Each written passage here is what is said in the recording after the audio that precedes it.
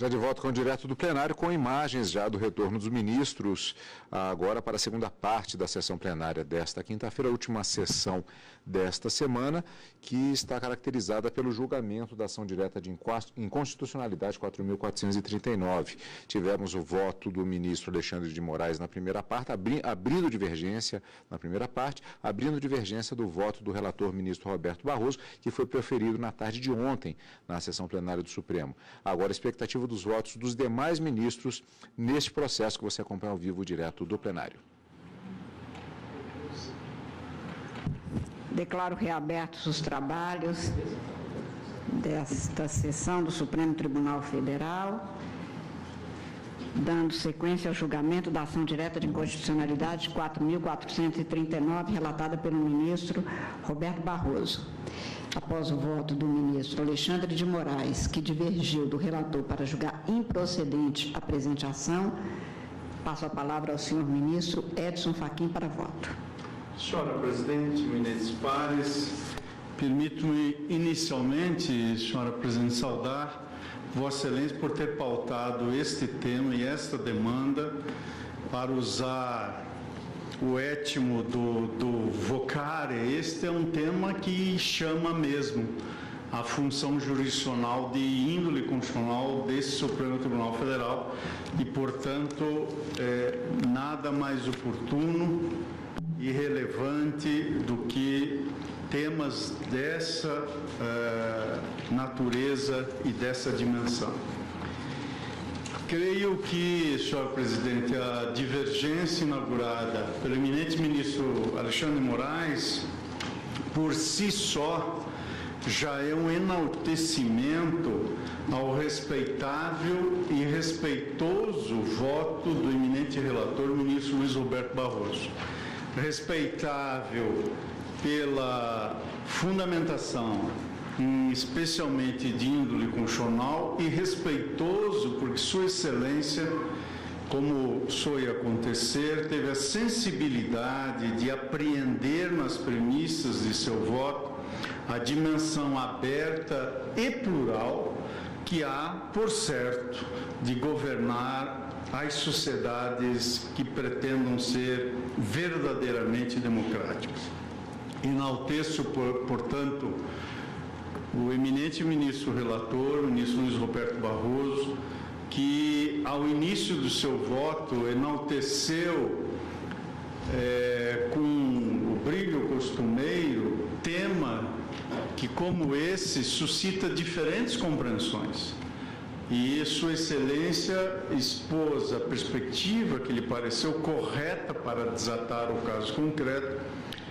no que não foi subscrito pela divergência aberta pelo eminente ministro Alexandre de Moraes. Também saúdo, senhora Presidente, as sustentações orais.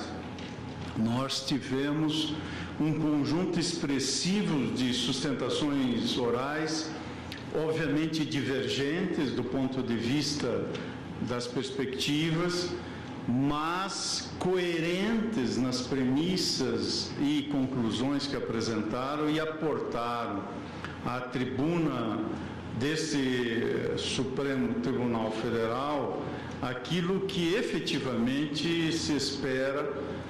da palavra que é vertida para contribuir na prestação jurisdicional. Enalteço também o eminente vice-procurador-geral da República, que aportou nesta assentada, com a sua presença, o relevo desse debate e com a sustentação oral que foi realizada oportuno e tempo pelo ilustre Procurador-Geral da República. Eu juntarei uma declaração de voto escrita, senhora Presidente, porque creio que a matéria, dentre muitas outras, certamente se inscreverá na perspectiva de um desate que este Supremo Tribunal Federal dará a este tema. E por isso também estou tomando a liberdade de fazer chegar às mãos de Vossas Excelências as razões escritas que aqui tentarei, à medida do possível, sumariar, para apresentar a conclusão que trago. Já temos, obviamente, o voto eminente relator pela procedência, o voto na conclusão da divergência pela improcedência, e parece-me que pelo menos na minha ótica, imprescindível que aqui, pelo menos de minha parte, haja uma manifestação num ou no outro sentido, mas cabe reconhecer que não estamos diante de uma escolha de índole plebiscitária, porque o tema, induvidosamente, é um tema complexo e que já recebeu enfrentamentos nesse Supremo Tribunal Federal, como, por exemplo, e isto cito ao início da declaração de voto, no pronunciamento que o eminente ministro Celso de Mello fez por ocasião do julgamento da DPF 54, onde o nosso decano, Sua Excelência, suscitou a necessidade da separação institucional entre Estado e Igreja como elemento viabilizador da liberdade religiosa. E isto corresponde a dizer que, nessa perspectiva, o inciso 6º do artigo 5º da Constituição da República Federativa do Brasil, que assegura o exercício de cultos religiosos, essa disposição tem no seu preceito o conjunto de premissas que orientou, quer se concorde ou não com a conclusão, o conjunto de premissas que orientou, quando menos, a primeira e lúcida primeira parte, também esta, do voto do eminente relator, ministro Luiz Roberto Barroso, que assentou-se fundamentalmente no seguinte tripé do que depreendi: na separação formal entre Estado e Igreja, na neutralidade estatal em matéria religiosa e, em terceiro lugar, na própria garantia da liberdade religiosa. Pode-se divergir da conclusão de Sua Excelência, mas, nada obstante esse dissenso, não se pode afirmar que o voto eminente relator não esteja alinhado com uma compreensão que é sustentável, sem dúvida alguma, da jurisprudência dos órgãos internacionais de direitos humanos. Estou a me referir à resposta dada pelo Comentário Geral número 22 de 1993 do Comitê de Direitos Humanos sobre o Pacto de Direitos Civis e Políticos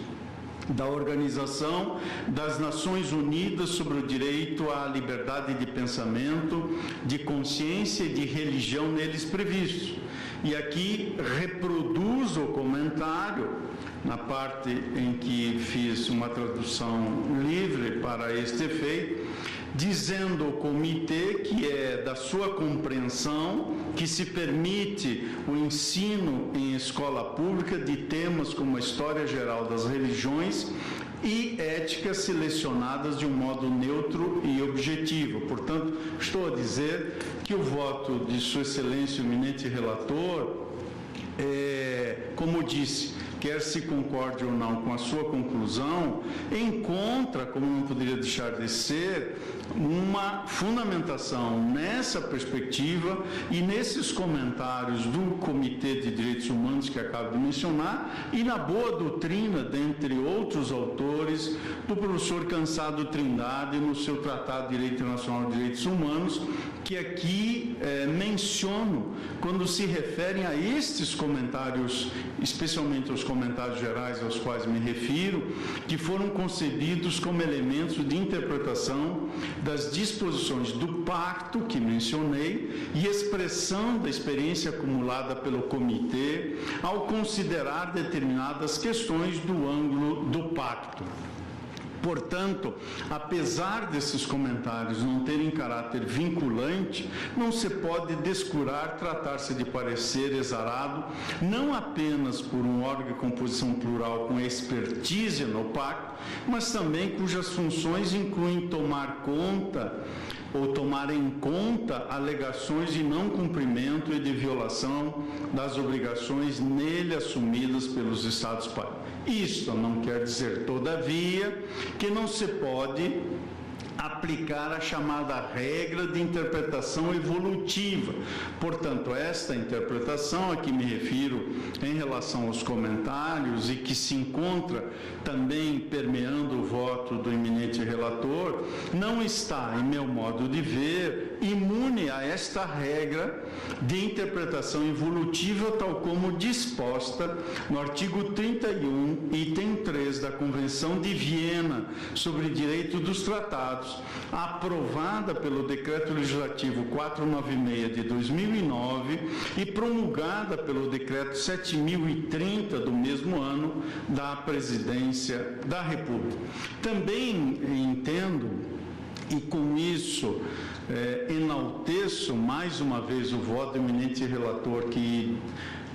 sem favor algum é um brinde à inteligência e ao desafio do dissenso. Também destaco que, além dos órgãos do Sistema Global de Proteção, também os sistemas regionais têm defendido posição de neutralidade do Estado. E aqui cito alguns julgamentos da Corte Europeia de Direitos Humanos e também da Corte Interamericana de Direitos Humanos, e adianto mais uma vez a posição segundo a qual, em meu modo de ver, e não apenas esta compreensão isolada, que os tratados de direitos humanos, nos termos do parágrafo 2º do artigo 5º de nossa Constituição, têm mesmo natureza constitucional. E, portanto, desenvolvo nessa parte do voto a equiparação hierárquica entre as fontes dos direitos fundamentais e dos direitos humanos. Dito isso, a partir daqui procuro expor a compreensão que tenho para densificar a solução e, sem embargo, do enaltecimento genuíno que acabo de fazer, não é nem de longe apenas retórico, ao voto do eminente relator para buscar a solução que, em casos tais, deve ser a que melhor venha a se adequar à fundamentação democrática do Estado constitucional, ou seja, não apenas a que dê primazia à pessoa humana fundada no princípio pro homine, mas a que tenha em conta o valor igual de cada pessoa em dignidade. Essa é a premissa que permite invocar uma dimensão epistêmica do procedimento deliberativo, ao qual alude John Rawls em seu conceito de razão pública. Disse ele na sua obra sobre o liberalismo político. Entre aspas, reproduzo. Nosso exercício do poder político é inteiramente adequado apenas quando é exercido de acordo com uma Constituição, cujos elementos essenciais podem ser endossados por todos os cidadãos de forma livre e igual à luz dos princípios e ideias aceitáveis à sua razão comum, fecha aspas. Digo da minha parte, pedindo todas as licenças respeitosas para assentar que, se o apelo à razão comum pode ser utilizado precisamente como fundamento da separação entre Estado e Igreja, e, por consequência, essa expressão estou a utilizar entre aspas, uma espécie de dever de civilidade que retiraria a motivação religiosa, por definição, nessa acepção de Rawls, privada, e a retiraria do espaço público, como parece advogar o filósofo norte-americano, é preciso advertir que a definição desses limites deve levar em conta o exato conteúdo do direito à liberdade religiosa, como expresso na própria Constituição brasileira. E aqui começa meu respeitoso dissenso com meu querido amigo ministro Luiz Roberto Barroso. Nesse sentido, entendo que há de se ter em conta que o direito garantido, naquele inciso 6º do artigo 5º da Constituição que já mencionei, e que aqui não há necessidade de reproduzir, portanto, que este direito garantido nesse inciso é integrado pelo disposto no artigo 2º do Pacto de São José da Costa Rica, segundo o qual o direito à liberdade de consciência e de religião, abre aspas, implica a liberdade de conservar sua religião ou crenças, ou de mudar de religião ou de crenças, bem como a liberdade de professar e divulgar sua religião ou suas crenças, individual ou coletivamente, tanto em público quanto em privado. Fecha aspas. Na mesma linha de compreensão, o próprio Pacto Internacional dos Direitos Civis e Políticos, em seu artigo 18, garante que o direito à liberdade de religião, abre aspas, implicará a liberdade de ter ou adotar uma religião, ou uma crença de sua escolha, e a liberdade de professar sua religião ou crença individual ou coletivamente, tanto pública como privadamente, por meio do culto, da celebração de ritos, de práticas e do ensino, fecha aspas, e isso está no pacto internalizado normativamente no Brasil. Portanto, digo, ao contrário do que a interpretação literal do dispositivo da Constituição brasileira parece sugerir, há no direito à liberdade de religião uma dimensão pública, como assentou a Comissão Interamericana de Direitos Humanos quando julgou o caso conhecido acerca do filme A Última Tentação de Cristo. Lá se assentou o seguinte: a proteção à liberdade de consciência, abre aspas, é a base do pluralismo necessário para a coexistência harmônica de uma sociedade democrática, a qual, como qualquer sociedade, é formada por pessoas com diferentes convicções e credos. Fecha aspas. O pluralismo democrático, portanto, acrescento, não prescinde, pois,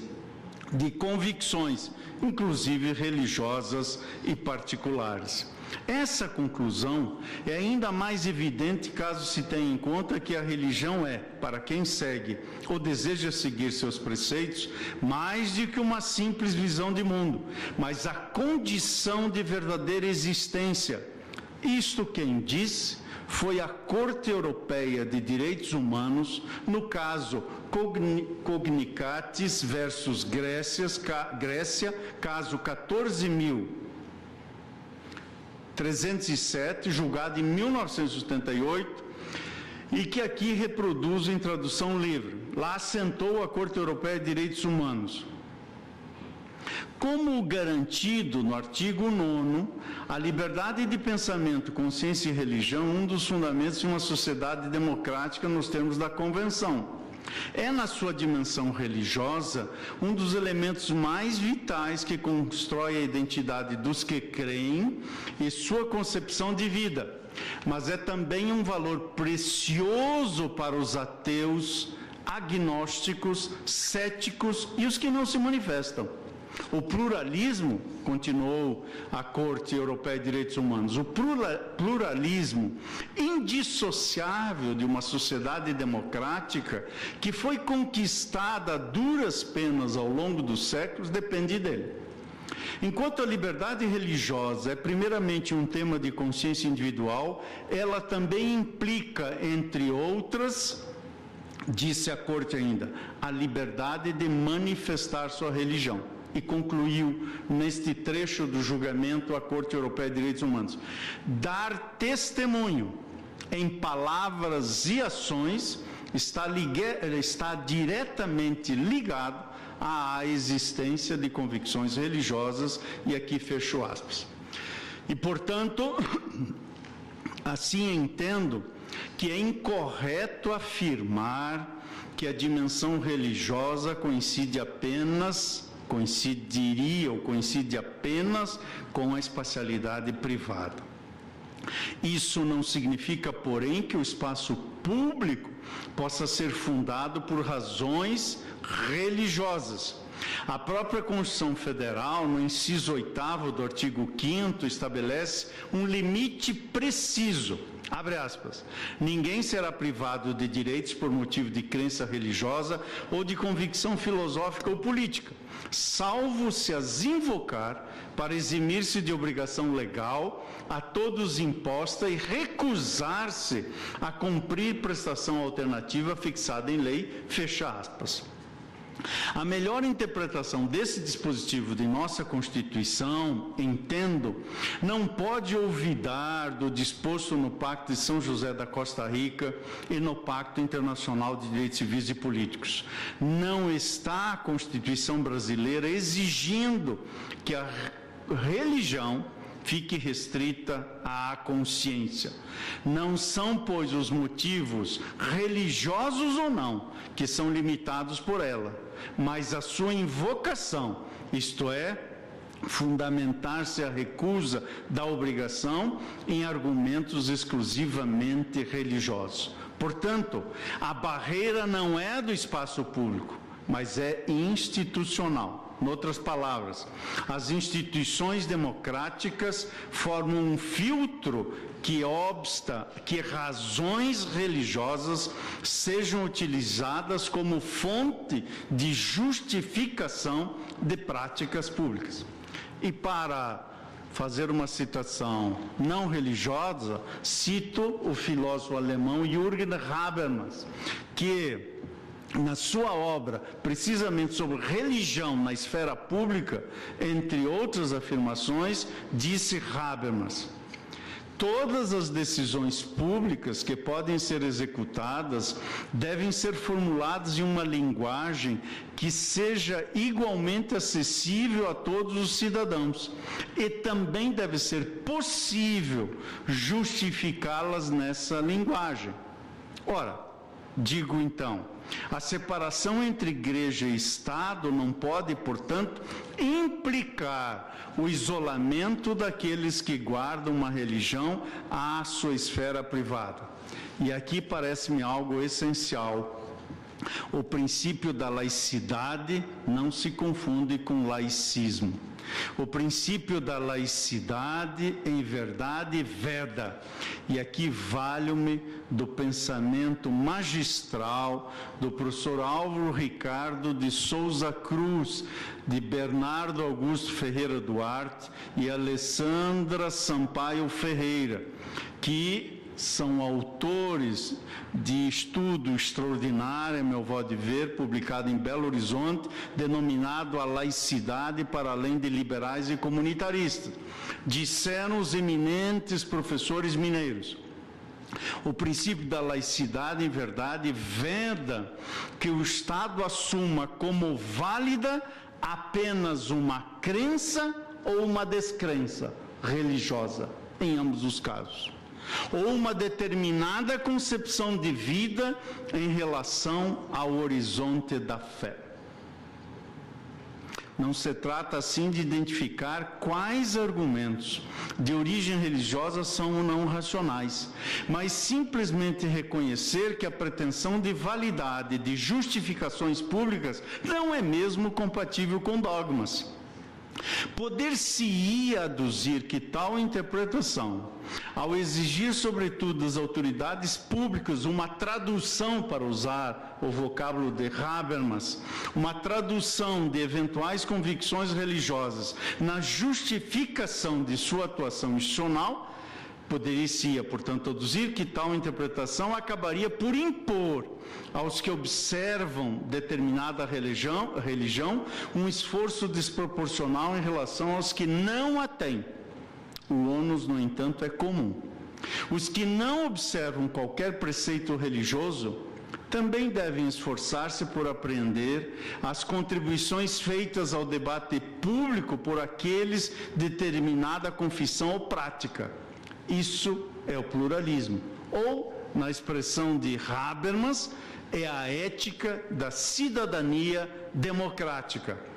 E cito mais uma vez o trabalho do filósofo alemão Religião na Esfera Pública, em trecho que aqui leio numa tradução livre. Disse ele: o trabalho exigido de uma reconstrução filosófica mostra que a ética da cidadania democrática assume que os cidadãos secularizados exibem uma mentalidade que não é menos exigente da correspondente mentalidade da sua contraparte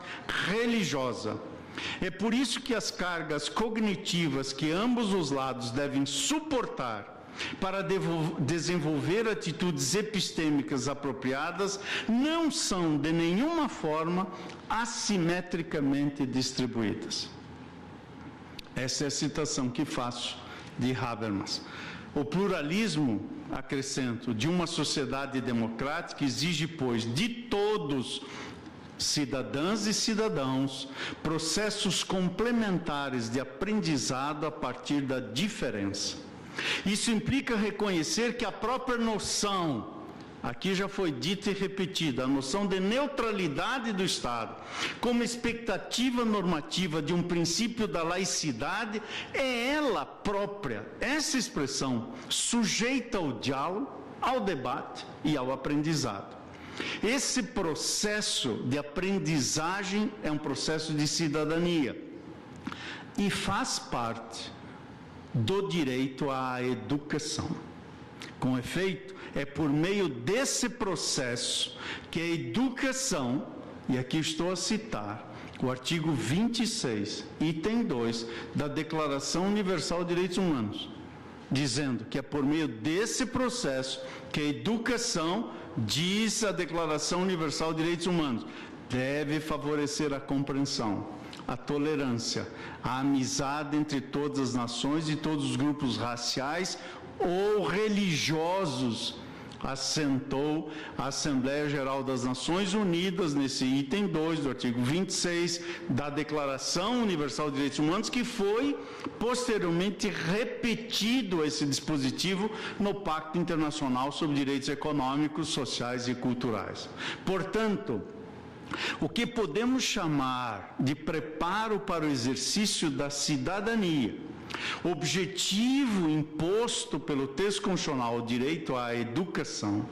parece ter sentido somente se desenvolvida a educação como antessala para uma sociedade democrática e plural, da qual as razões religiosas não sejam eliminadas, mas, como disse Habermas, traduzidas,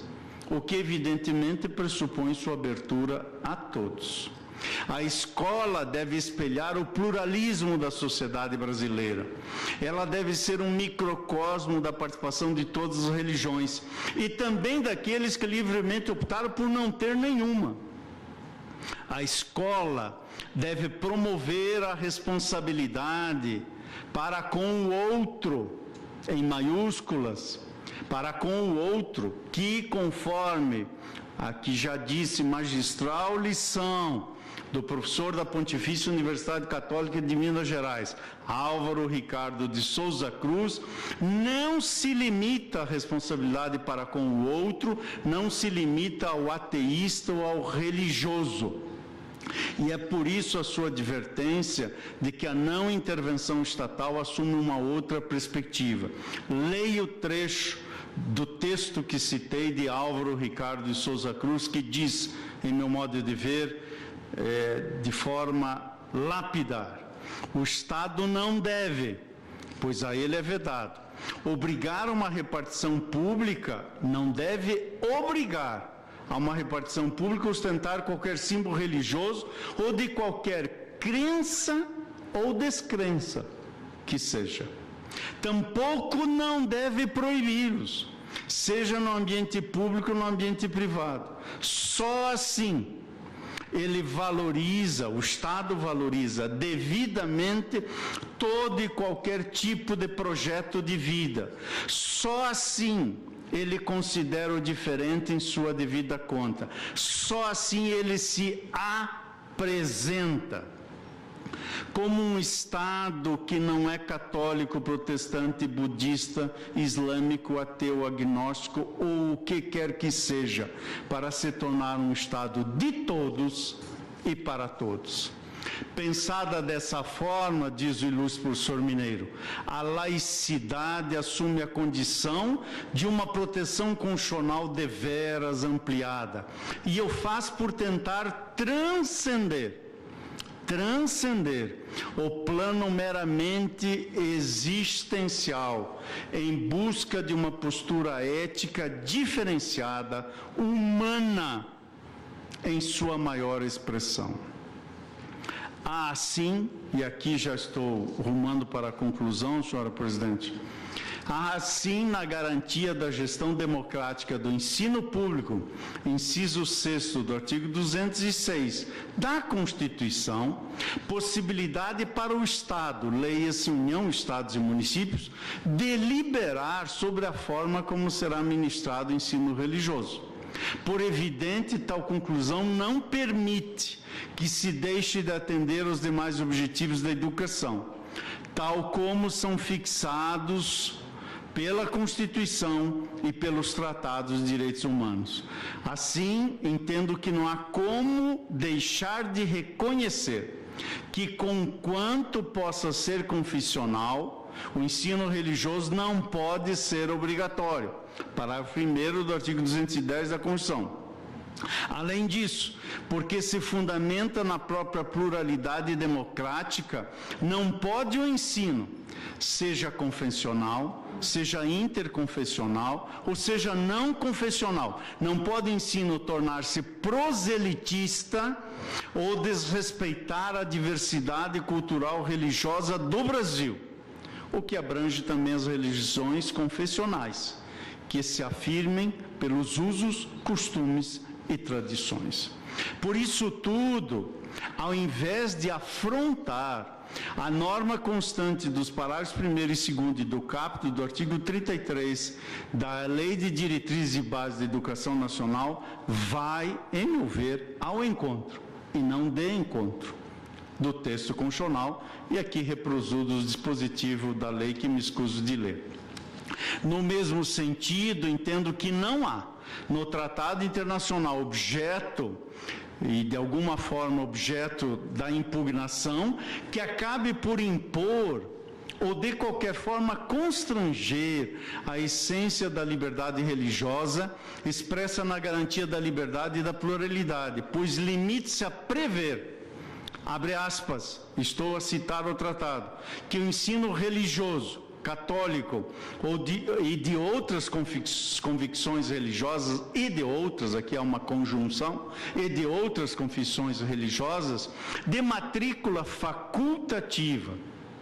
constitui disciplina dos horários normais das escolas públicas de ensino fundamental, assegurado o respeito à diversidade cultural. Portanto, tal interpretação, entendo, não diverge daquela feita pelo comitê que antes citei, Comitê de Direitos Humanos do Pacto Internacional de Direitos Civis e Políticos. No comentário geral número 22, ao qual já me referi, faz-se importante ressalva em relação ao ensino religioso.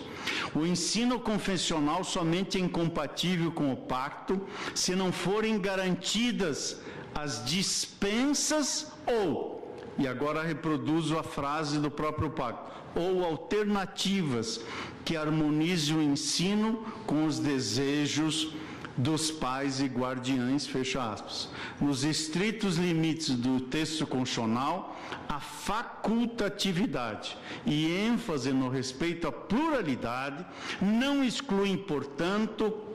a possibilidade de outras modalidades de ensino religioso. Não há dúvidas de que o conceito de laicidade, expresso no inciso 1º, artigo 19 da Constituição Brasileira, e iluminado pelo direito à liberdade de religião, guarda diferenças em relação ao que mencionei antes como precedente desta Corte. Em termos gerais, o conceito tradicional da laicidade poderia desvelar uma possível religiosidade no âmbito do direito à educação. Nada obstante, o esforço argumentativo que aqui realizo visa não apenas afastar práticas inconstitucionais de exclusão, que não raro são autorizadas sob a justificativa da laicidade, mas também permitir a afirmação dos direitos das minorias religiosas. Foi o que afirmou Douglas Antônio Rocha Pinheiro, numa dissertação de mestrado em 2008, defendida essa dissertação perante a UNB. Disse nessa dissertação o seu autor: talvez uma religiosidade assumida nos conduza a práticas mais inclusivas. Saber que práticas são essas e se as mesmas podem se fazer frente, se as mesmas poderão fazer frente à tradição católica, sopesando os santos, caboclos e orixás, permitindo uma convivência baseada no respeito e na igual consideração a todos, dentro de uma realidade multicultural, é uma resposta que fica legada ao aprendizado social, à história escrita de modo intersubjetivamente responsável, e não de um fôlego só, mas de capítulo em capítulo, de parágrafo em parágrafo, de frase em frase, escreveu Douglas Antônio Rocha Pinheiro. Concluo, então, senhora presidente, dizendo que, embora eu aqueça com a afirmação de Jacques Derrida, no sentido de que, quiçá, não haja nada efetivamente secular no mundo atual, é preciso apostar que a democracia, definida como permanente autocrítica sobre a nossa própria Constituição, possa mesmo constituir-se secular. Mas isso não me permite vislumbrar a ofensa ao texto constitucional em relação às normas impugnadas. E por essa razão, senhora presidente, entendo por propor a deliberação o julgamento improcedente, totalmente improcedente, da pretensão. Acompanho a conclusão da divergência, embora com os fundamentos que aqui acabo de enunciar, como voto muito respeitosamente. Agradeço a Vossa Excelência. Ministra Rosa Weber. Senhora Presidente, egrégio Tribunal, cumprimento a todos, em especial os procuradores que ontem ocuparam a tribuna, por suas valiosíssimas contribuições sobre o delicado tema posto em mesa nessa data, que diz que o ensino religioso de matrícula facultativa, que constituirá disciplina na expressa dicção do artigo 210, parágrafo 1º da Constituição, dos horários normais das escolas públicas de ensino fundamental, ou, como ontem bem pontuou o eminente relator, com a própria definição do papel do Estado na educação religiosa em escolas públicas das crianças e adolescentes brasileiros.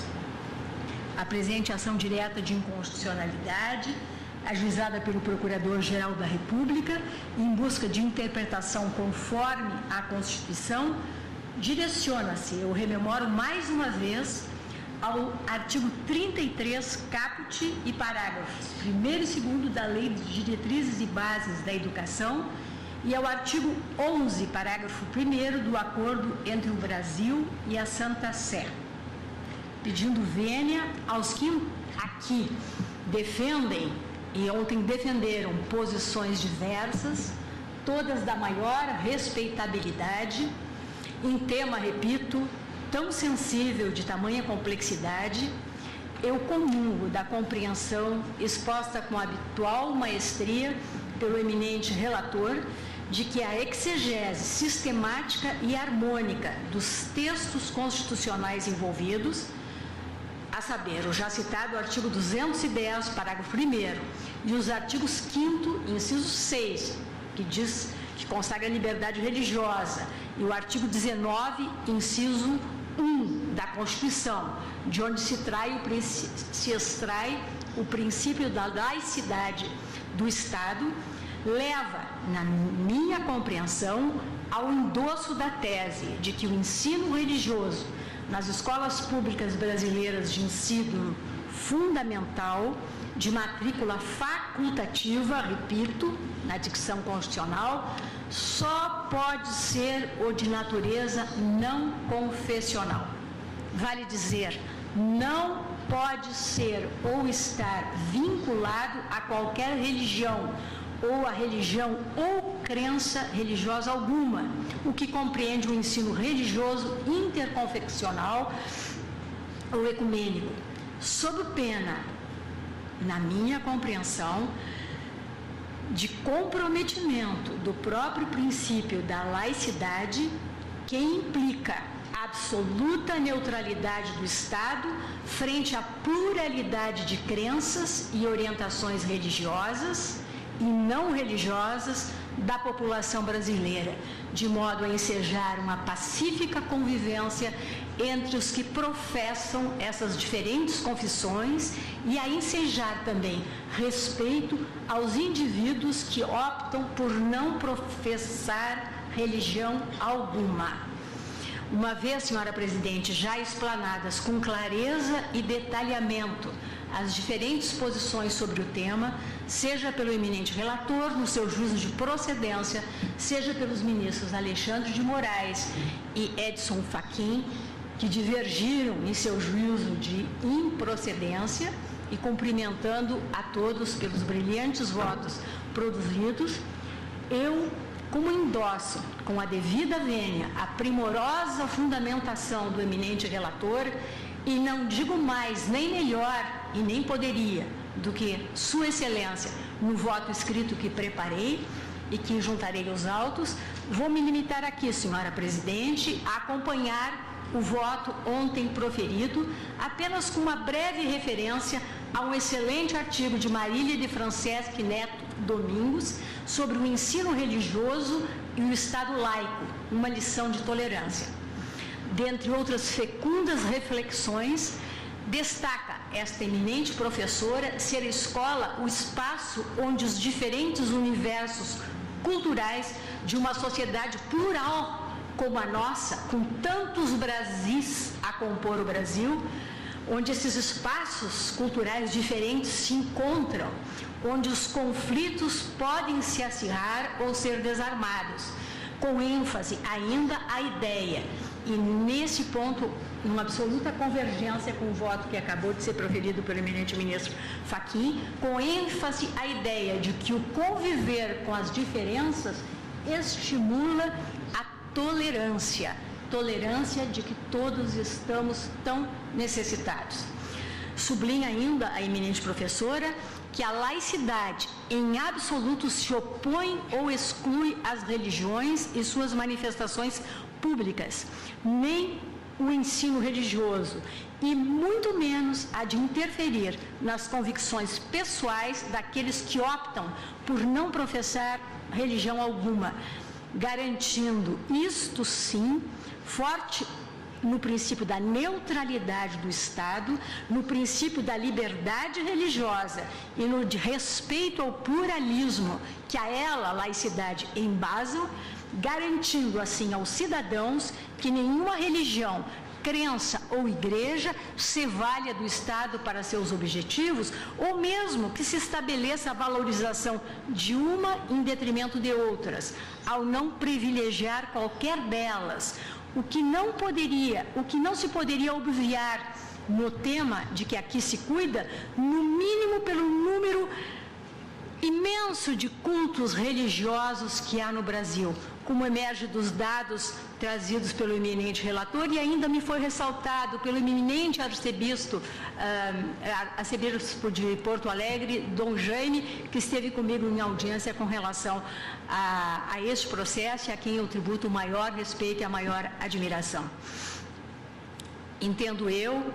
pedindo todas as vênias às compreensões contrárias, que religião e fé dizem com domínio privado e não data vênia com domínio público, neutro há de ser o Estado. Renovando o meu pedido de vênia e o meu respeito aos que entendem de forma diversa, julgo procedente a presente ação direta de inconstitucionalidade, acompanhando na íntegra o voto do eminente relator, inclusive quanto à tese por ele proposta. É como voto, senhora presidente. Agradeço a Vossa Excelência, ministro Luiz Fux. Senhora presidente, egrégio Tribunal Pleno, ilustre representante do Ministério Público, procurador-geral em exercício, senhores advogados, estudantes presentes e demais autoridades. Preliminarmente, senhor presidente, assim num tom mais de leveza, eu gostaria de destacar que, no presente momento, nós temos 3 integrantes com o nome de Luiz. São 3 Luizes: Luiz Fux, Luiz Roberto Barroso e Luiz Edson Fachin. E os Luizes se copiam, porque a minha primeira saudação seria exatamente a Vossa Excelência, como fez o ministro Luiz Edson Fachin, porque entendemos que essa é uma matéria pertinente para julgamento por uma Suprema Corte. Eu, recentemente, esclareci a razão pela qual, numa vara única de apuração de determinado crime, as decisões são mais rápidas, exatamente por força de causas como essas, em que o Supremo Tribunal Federal tem competência múltipla, raciocínio na matéria, e ainda tem esses casos difíceis, hard cases, que envolvem uma questão que preocupa toda a sociedade e também traz a invocação de razões públicas, acordos morais, como nós estamos vendo aqui. Aliás, é exatamente essa controvérsia que torna legítima a ação proposta pelo Ministério Público. É preciso se esclarecer qual é esse ensino público religioso, se é de natureza confessional ou não, e só se obtém isso através da propositura dessa ação de declaração de inconstitucionalidade, na medida em que a interpretação conforme uma modalidade parcial de declaração de inconstitucionalidade. Então, gostaria primeiramente de saudar Vossa Excelência por ter pautado esse tema nesse momento tão importante. Gostaria de saudar os advogados que fizeram brilhantíssimas sustentações aqui, demonstrando quão árduo é o sacerdócio da magistratura, quão árduo é esse sacerdócio decidir uma questão tão complexa. E, por fim, senhora presidente, sem favor algum, eu gostaria de dizer, de público,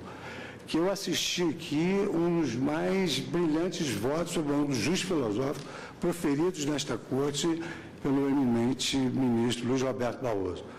Um voto que traz elementos filosóficos e elementos jurídicos envoltos em profundo conhecimento enciclopédico e com a leveza da humanidade que caracteriza o exercício da magistratura por Vossa Excelência,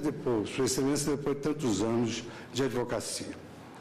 Senhor presidente, eu tenho voto escrito para fazer resultado, e procurei ontem destacar tudo quanto foi aqui dito na tribuna. E a primeira questão que me chamou a atenção foi exatamente sobre se o Supremo Tribunal Federal, à luz da Constituição, daria as costas para a fé.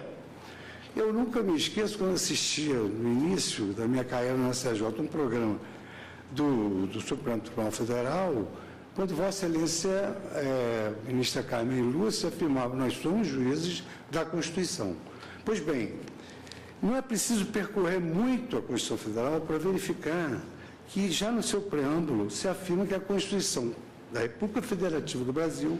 ela foi promulgada sob a proteção de Deus. Então, aqui a primeira lição de fé do nosso constituinte originário. Agora põe-se a pergunta: Deus de quem? Deus de uma nação brasileira, pluriétnica, plurirreligiosa e que, como consequência, ela traz algumas cláusulas pétreas que devem ser obedecidas quando se analisa, ainda que questões infraconstitucionais que passem pelo tecido normativo da Constituição, alguns direitos fundamentais. Como princípio geral, a laicidade do Estado, a liberdade religiosa, a igualdade religiosa, a proibição de discriminação e a interdição à objeção de consciência. Então, à luz de todos esses princípios, nós devemos levar a efeito a regra interpretativa da unidade da Constituição. A Constituição não tem palavras vãs. Então, na verdade, a Constituição estabelece, em primeiro lugar, a laicidade do Estado, em segundo lugar, a liberdade religiosa. Então, nós temos que conciliar tudo ao analisar essa lei de diretrizes e bases que estabelece que o ensino religioso nas escolas será facultativo, mas, ainda que facultativo, é preciso se estabelecer qual é o alcance que se pretende com esse ensino facultativo. Eu destaco, senhora presidente, porque nós temos de estar adstritos ao pedido que a ação, ela traz como objeto imediato um pleito de que seja concedida interpretação conforme o artigo 33, caput, parágrafo 1º e 2º da lei, para assentar que o ensino religioso em escolas públicas só pode ser de natureza não confessional, com a proibição de admissão de professores na qualidade de representantes das confissões religiosas. E 2, que seja concedida a interpretação conforme o artigo 11, parágrafo 1º do Acordo Internacional, para assentar que o ensino religioso em escolas públicas só pode ser de natureza não confessional. Pois bem, à luz de tudo quanto foi aqui sustentado e pleiteado, nós temos de, em primeiro lugar, fazer a análise da legislação infraconstitucional em confronto com os dispositivos constitucionais que representam a regra maior nas quais essa legislação se fundamenta.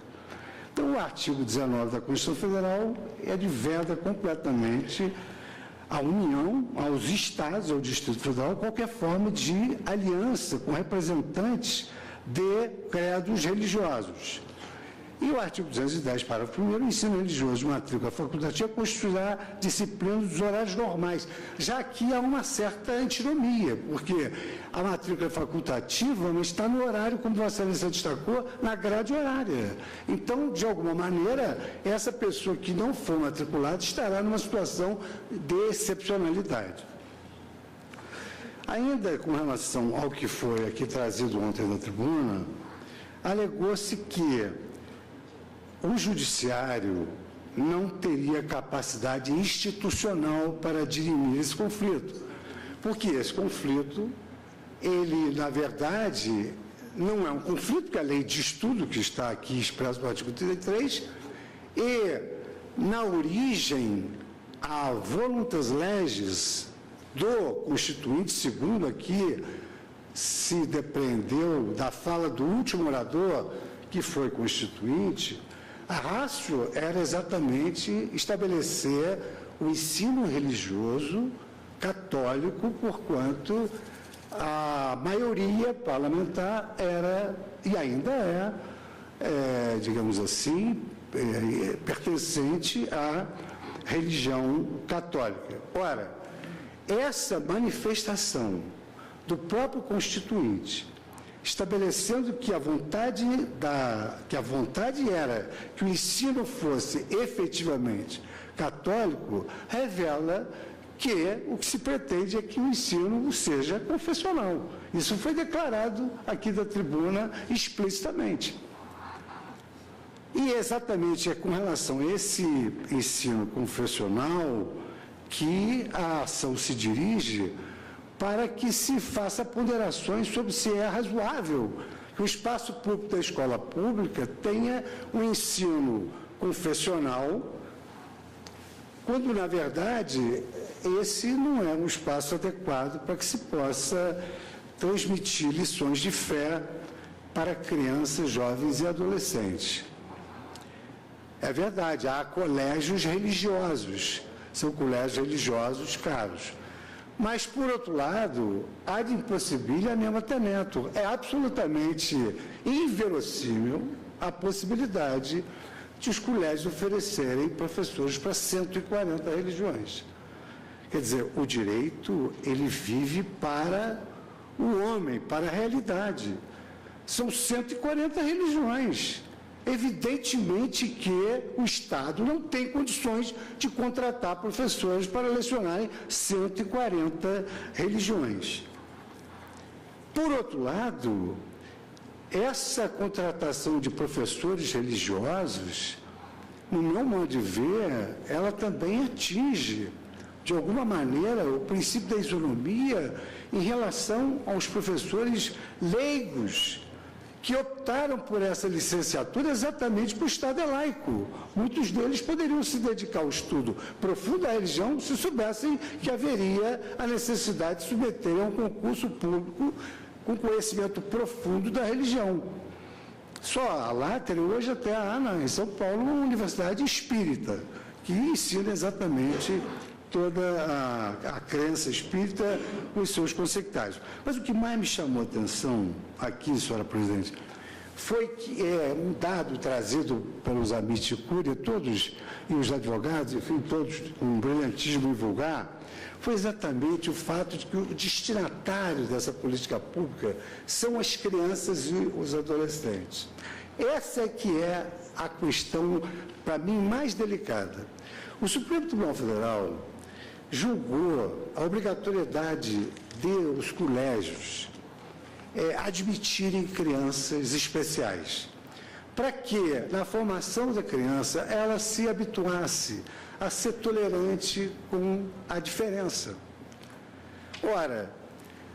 o que nós estamos propondo aqui? Nós estamos propondo exatamente a exclusão daquelas crianças que não querem aquele ensino religioso, porque tem outra orientação de fé em casa. Então, o fato disso se dirigir às crianças é de suma gravidade, na medida em que os professores exercem uma verdadeira autoridade sobre o alunado. O próprio professor Chaim Perelman, na teoria da argumentação, ele afirma que os professores usam o argumento de autoridade que acabam por capturar a consciência. E o que a lei propõe, o que a Constituição Federal propõe? Que a criança vá formando a sua consciência paulatinamente e de acordo com as suas próprias convicções. E isso está encartado até no núcleo da dignidade da pessoa humana na visão kantiana. Porque Kant afirmava que a dignidade está acima de tudo na autodeterminação. Qual será a autodeterminação religiosa de uma criança que estuda desde a sua primeira infância num colégio, doutrinada para uma determinada religião, sendo certo que é absolutamente impossível o Estado contratar professores para 140 religiões hoje consagradas pelos órgãos federais. Só, senhora presidente, para sintetizar a minha participação, tendo em vista os brilhantes votos que foram aqui proferidos, a se iniciar pelo voto do relator, que eu não me canso de elogiar, o voto profundo de divergência do ministro Alexandre Moraes, o voto agora do ministro Edson Fachin e da ministra Rosa Weber. Eu vou juntar o voto, mas gostaria de sintetizar tudo quanto eu aqui exponho nesse voto escrito. Então, em primeiro lugar, eu estabeleço que a laicidade do Estado tem como consectária a liberdade religiosa, posto reclamar a neutralidade estatal nesse âmbito da vida humana. Por isso que o ensino religioso nas escolas públicas somente poderá ostentar natureza não confessional, consoante a exegese histórica e literal dos dispositivos constitucionais pertinentes. Historicamente, desde a Constituição de 1891, o ensino religioso é não confessional, com a rara exceção do governo Vargas. 2. O ensino religioso das escolas públicas, à luz do princípio da unidade da Constituição, deve atender à liberdade religiosa, deve atender o direito à não discriminação e à objeção da consciência. A exegese histórica dos dispositivos que regulam o ensino religioso indica que a Constituição Federal de 1988, à semelhança da maioria das cartas brasileiras, institui um Estado laico, conquanto democrático e de direito, o que pressupõe a inexistência de uma religião oficial, a separação entre o Estado e a Igreja e a tolerância religiosa.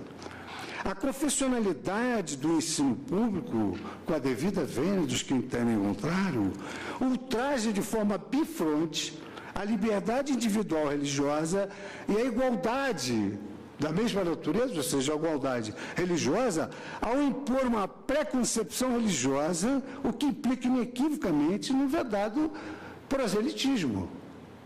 Os artigos 205 e 206 da Constituição Federal, ao estabelecer em nível normativo e hierárquico que a educação visa o pluralismo de ideias e de concepções,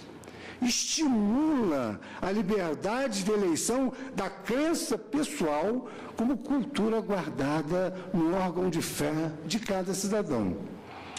Deveras, a ideologia religiosa ministrada por um professor às crianças e adolescentes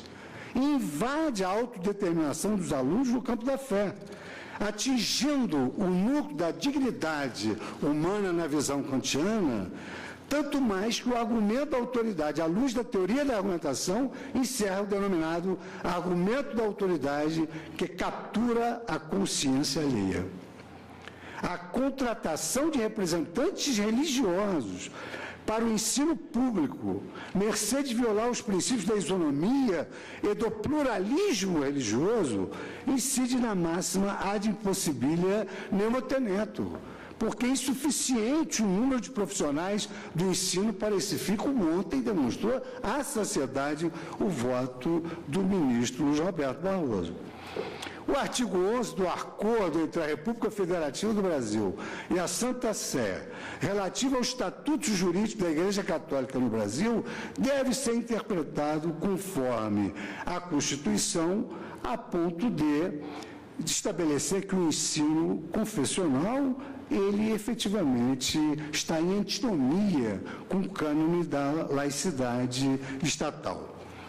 O artigo, isso é muito importante também, essa análise, muito embora ela seja infraconstitucional, o artigo 33 da atual Lei de Diretrizes e Bases, ora submetido ao crivo da sua melhor exegese constitucional, denota uma vontade inequívoca de afastamento do ensino confessional, posto norma revogadora de originário dispositivo 33, que o previa textualmente. Então, o antigo artigo 33 previa textualmente o ensino confessional. E a lei foi revogada, nesse particular, uma derrogação desse dispositivo para excluir esse caráter confessional. Então, senhora presidente, eu, como fecho de tudo quanto eu estou especulando no voto escrito que eu vou fazer juntar, eu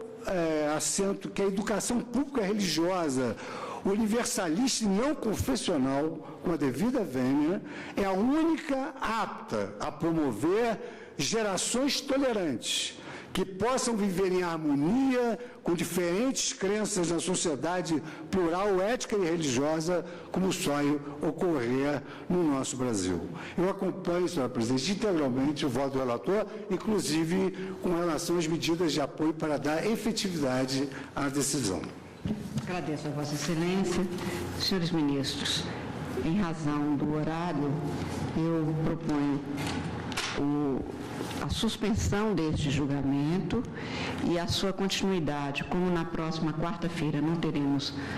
talvez, o quórum para a continuidade, no dia 13, o ministro relator deverá estar ausente para cumprir a agenda oficial, que se dê continuidade e eu, então, colocaria no início da sessão do dia 20. Estando os senhores ministros de acordo, já ficam os advogados, eu farei publicar isso devidamente, portanto, no dia, para a continuidade, a partir do voto subsequente, na quarta-feira, dia 20. Agradeço aos senhores ministros, vice-procurador, senhores advogados, senhores servidores, senhora secretária de sessões, a todos pela presença e participação. Declaro encerrada a presente sessão, desejando a todos uma excelente noite. Obrigada a todos.